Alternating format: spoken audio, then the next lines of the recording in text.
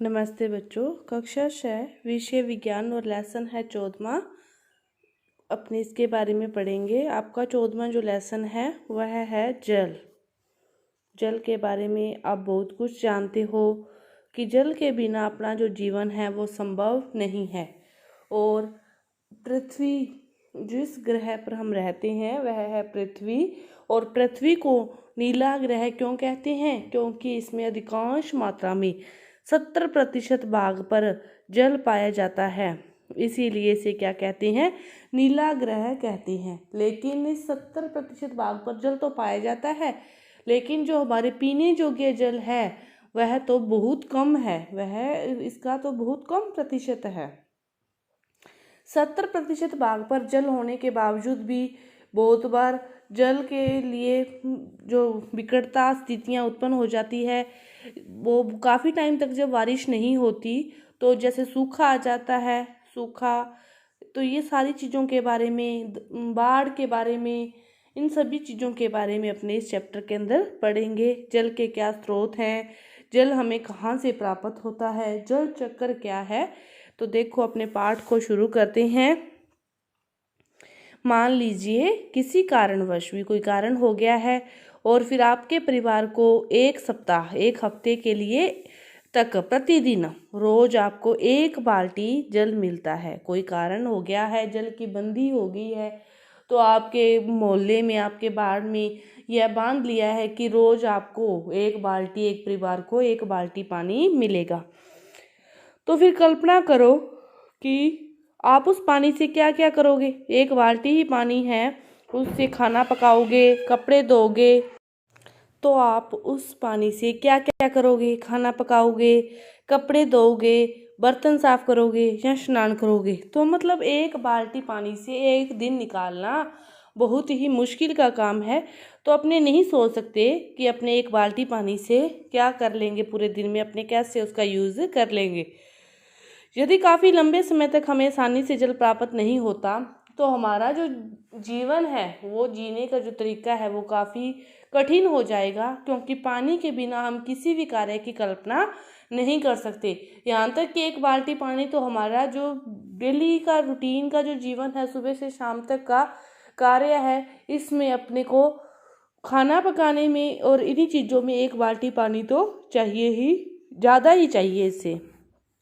तो पीने के अतिरिक्त भी बहुत सारे जो क्रियाकलाप होते हैं हमारे पूरे दैनिक जीवन में, जिसमें हम जल का उपयोग करते हैं। हाथ धोने में, बर्तन धोने में, खाना पकाने में, चाय बनाने में, तो हम हर चीज़ में हमें पानी की आवश्यकता होती है।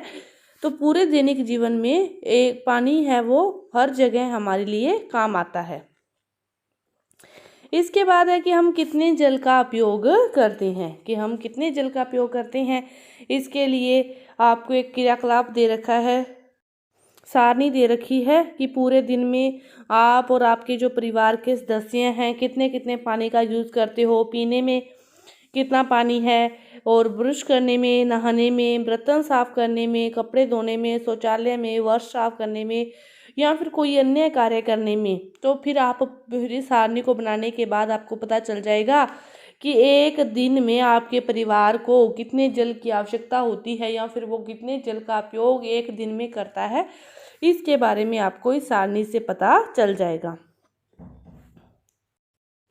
उस सारणी से आपको पता चल जाएगा कि आपके परिवार को एक दिन में कितने पानी की आवश्यकता होती है, या फिर एक दिन में कितना पानी आपके परिवार के द्वारा यूज़ किया जाता है। तो उसके बाद एक दिन का निकाल के फिर आप महीने के बाद 1 वर्ष का आप निकाल सकते हो कि इतने सदस्यों वाले परिवार को 1 वर्ष में इतने पानी की आवश्यकता होती है।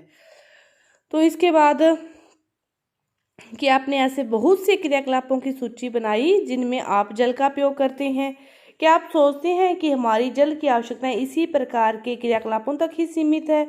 हम गेहूँ, चावल, दालें, सब्जियां, अन्य बहुत सी खाने की वस्तुओं का भी तो प्रतिदिन उपयोग करते हैं, कि वो तो एक मोटी सी सूची थी जिनका यूज़ होता ही होता है। उनके अलावा भी हम दैनिक जीवन में बहुत सारे कार्य करते हैं जिनमें हमें पानी की आवश्यकता होती है। कोई दालें बनानी है, सब्जियां बनानी है या खाने की कोई अन्य चीज़, चावल बनाने हैं, तो इन सभी में जल की आवश्यकता है, प्रतिदिन होती है। तो इसके बाद देखो कि जो पौधों को भी तो पानी की आवश्यकता होती है। तो बहुत सारे दैनिक जीवन में जल का उपयोग है, हमारे दैनिक कार्यों में जल का उपयोग है। वरन वस्तुओं के उत्पादन के लिए भी तो होता है। इसके अलावा बहुत सी वस्तुओं के उत्पादन के लिए, सब्जियों को उगाने के लिए, फसलों को उगाने के लिए भी तो जल का उपयोग होता है। इसके बाद है कि हम जल कहाँ से प्राप्त करते हैं, कि हमें जल मिलता कहाँ से है। हम जल का उपयोग करते हैं ये तो हमें पता है, लेकिन हमें जल मिलता कहाँ से है इसके बारे में अपने पढ़ते हैं कि अपने उपयोग के लिए आप जल कहाँ से प्राप्त करते हो। तो आपने में से कुछ कहेंगे कि हम नदियों से, कुछ कहेंगे झरनों से, कुछ तालाबों से, कुओं से, हैंडपंप से हम जल प्राप्त करते हैं। कुछ अन्य कहेंगे कि हम जल टोंटियों से प्राप्त करते हैं। तो लेकिन आपने कभी सोचा कि जो हम टोंटियों से जल को प्राप्त करते हैं तो वो टोंटियों तक जल पहुंचा कहाँ से है। तो वह जल भी तो किसी झील या नदी या किसी तालाब से या किसी कुएं से ही इकट्ठा करके आया है, फिर उसको पाइपों के उसकी आपूर्ति को पाइपों से आपकी टोंटियों तक पहुंचाया गया है। तो बहुत आजकल तो जैसे घरों में टंकियां होती है, उनके अंदर जल को संग्रहित कर लिया जाता है। तो आपको ज़्यादा पता नहीं है, लेकिन पहले के टाइम में इसी जल के लिए लोग पैदल चल के काफ़ी दूरी तक जाते थे और वहाँ से डेली के रूटीन के जीवन के लिए जितने पानी की आवश्यकता थी उतने पानी को वो घर में इकट्ठा करते थे। इसके बाद देखो कि हम में से प्रत्येक अपने घरों में जल प्राप्त करने का जो ढंग है सभी का अलग अलग है। अंततः हम सब के जल एक से ही स्रोत है।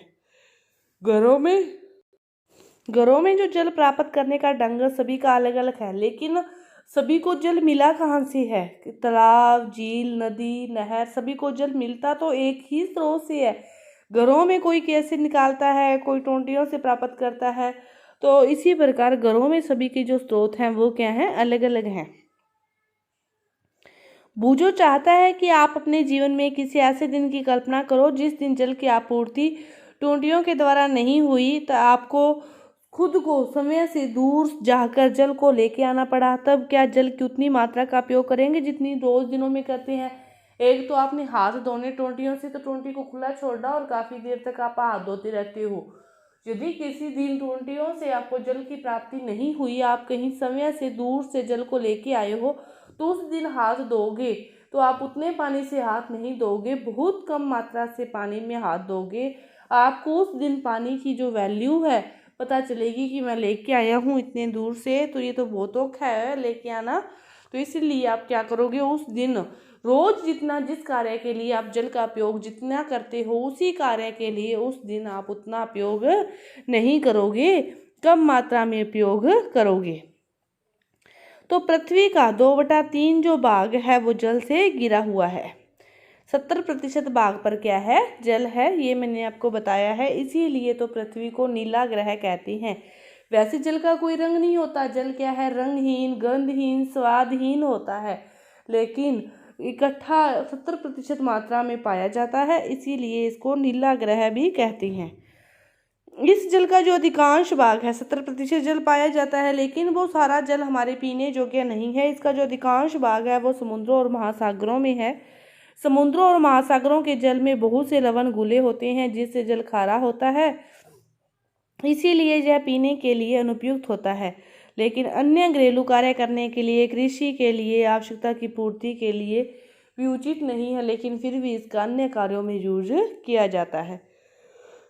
एस.टी. कोलरिज द्वारा 1798 में लिखी गई पंक्तियां, rhyme of the ancient mariner की ये पंक्तियां सुनी होगी कि हर जगह जल ही जल, पीने के लिए कोई बूंद नहीं। कि पानी तो है लेकिन पीने के लिए कोई बूंद नहीं है, चारों तरफ जल ही जल है। जब 70% भाग पर जल है, लेकिन फिर भी पानी की जो है बंदी आती है, पीने के लिए भी पानी के लिए लोग दूर दूर तक जाके पानी को लेके आते हैं। फिर भी इतना क्यों?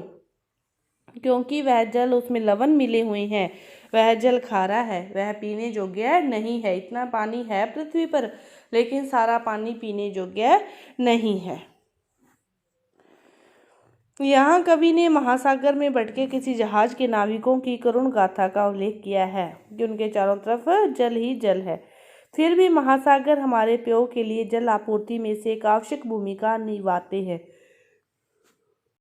कि वह महासागर का जल पीने योग्य नहीं है, लेकिन फिर भी वह किसी न किसी हद तक एक आवश्यक जो भूमिका है वो निभाते हैं। क्या आपको यह आश्चर्यजनक लगता है? आखिरकार जो जल हम उपयोग करते हैं वह खारा नहीं होता। जो जल हम पीने योग्य है, हम पीते हैं, जिसका हम उपयोग करते हैं वह खारा नहीं होता, लेकिन महासागरों का जल तो खारा है। तो हम में से बहुत से लोग महासागरों से बहुत अधिक दूरी पर रहते हैं। क्या इन स्थानों की जल आपूर्ति भी महासागरों पर ही निर्भर है? तो महासागरों का जल उन तालाबों, झीलों, नदियों, कुओं में कैसे पहुंचता है जो जल की हमें आपूर्ति करती हैं? तो उसको किसी न किसी माध्यम के द्वारा ही वहां से कुओं, तालाबों, झीलों, नदियों तक पहुंचाया जाता है और वहां से आगे ये हम तक पहुंचता है। इसके बाद है जल चक्र। कि जल चक्र के बारे में जानने से पहले अपने जानते हैं, देखो कि जो कपड़े हैं अपने सूखने के लिए, उनको गीले कपड़ों को सूख जाते हैं, तो ऐसा किस प्रक्रिया के द्वारा होता है? कि जो गीले कपड़े हैं उनमें क्या है, जल है, और उस जल को चाहे तो वो सूर्य की उपस्थिति हो तो वो जल्दी ये प्रक्रिया संपन्न होती है, लेकिन यदि सूर्य की अनुपस्थिति हो, प्रकाश स्रोत की किसी भी प्रकाश स्रोत की अनुपस्थिति हो, तब भी यह प्रक्रिया होती रहती है कि जो जल है वो वाष्प के रूप में वाष्पित होकर ऊपर उड़ता जाता है। यदि इसमें किसी न किसी मतलब हीटर की, किसी और अन्य चीज की या फिर सूर्य की उपस्थिति है, तो यह प्रक्रिया बहुत जल्दी संपन्न हो जाती है कि वो जल है बहुत जल्दी वाष्पित होकर ऊपर चला जाता है और कपड़े सूख जाते हैं। लेकिन यदि कभी सूर्य की अनुपस्थिति न हो सर्दियों में, तो ये प्रक्रिया संपन्न तो होती रहती है, लेकिन यह प्रक्रिया तब धीरे संपन्न होती है। तो ये जो मुख्य कारण है कि जो जल है वो वाष्पित होता रहता है, उसमें वाष्पन की क्रिया चलती रहती है और वो ऊपर पहुंच जाता है। ऊपर पहुंचकर वो छोटी छोटी बूंदों का रूप धारण कर लेता है, वह प्रक्रिया संघनन कहलाती है।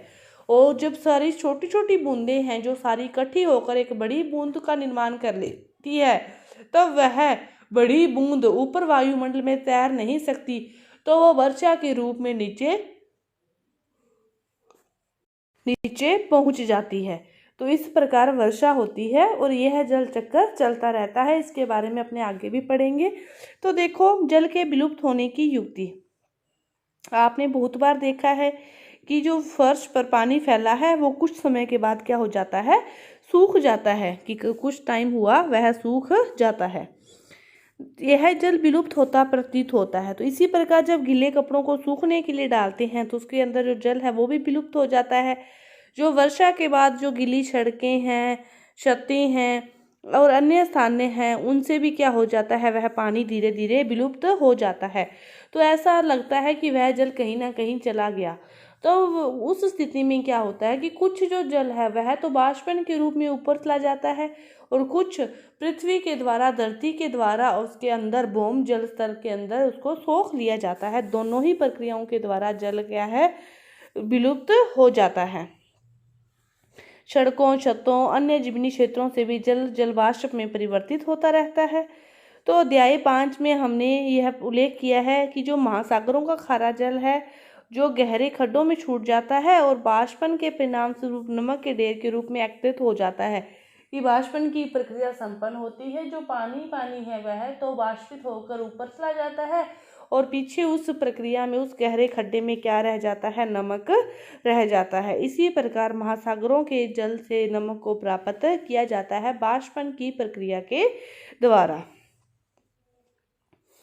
इसके बाद देखो, दिन के समय जो सूर्य की किरणें हैं, महासागर हैं, नदियां हैं, झीलें हैं, तालाबों से भरे जल पर पड़ती है और खेत व अन्य भूमिगत क्षेत्र भी सूर्य की किरणों को ग्रहण करते हैं, सभी ग्रहण करते हैं और इसके फलस्वरूप इन सभी का जल निरंतर वाष्प के रूप में परिवर्तित हो रहता है। तथापि जल में गूले लवण शेष रह जाते हैं। जो जल में घुले हुए लवण हैं वह क्या हो जाते हैं, शेष रह जाते हैं। बाकी जो पानी है वह वाष्प के रूप में ऊपर चला जाता है।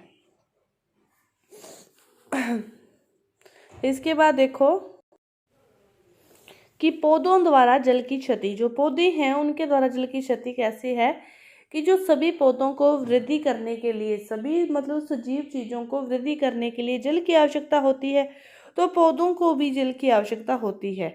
पौधे क्या करते हैं, इस जल की कुछ मात्रा का उपयोग, जो पौधों को अपने जल डालते हैं उसका कुछ तो वो धरती के अंदर चला जाता है, उनको जमीन के परतों के द्वारा सोख लिया जाता है, लेकिन कुछ जल जो बचता है उसकी मात्रा का उपयोग वो क्या करते हैं, अपना भोजन बनाने में करते हैं।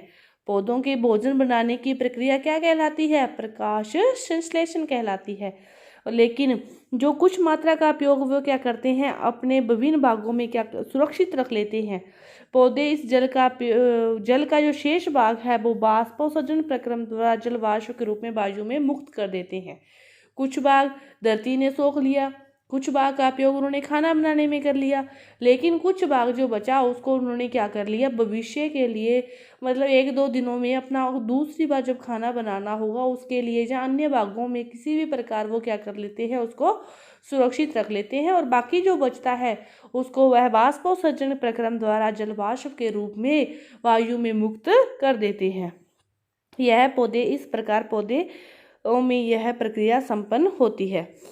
इसके बाद देखो अगला जो है टॉपिक कि बादल कैसे बनते हैं, इसको अपनी अगली वीडियो में करेंगे। धन्यवाद।